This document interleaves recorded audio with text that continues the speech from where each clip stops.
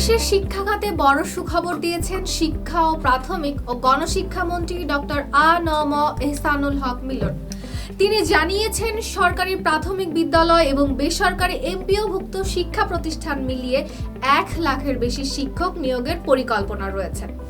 রাজধানীর ইন্টারকন্টিনেন্টাল হোটেলে ইউনেস্কো আয়োজিত global partnership for education system transformation grant and multiplier grant for Bangladesh শীর্ষক অনুষ্ঠানে বক্তব্য দিতে গিয়ে তিনি এই তথ্য জানান। শিক্ষামন্ত্রী বলেন, সরকারি প্রাথমিক বিদ্যালয়ে 32,500 জন প্রধান শিক্ষক নিয়োগের বিষয়ে আপিল বিভাগ সরকারের পক্ষে রায় দিয়েছে।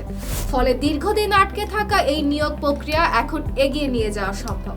একই সঙ্গে বিভিন্ন এমপিওভুক্ত স্কুল, কলেজ ও মাদ্রাসায় প্রায় 70,000 শিক্ষক ও প্রভাষক নিয়োগের উদ্যোগও নেওয়া হচ্ছে। সব মিলিয়ে 1 লাখের বেশি নতুন শিক্ষক নিয়োগের সুযোগ তৈরি হবে। লোডশেডিং কিংবা ঘরের বাইরের তীব্র গরমে ওয়ালটন রিচার্জেবল ফ্যান থাকলে থাকবে শুধু বাতাস আর বাতাস।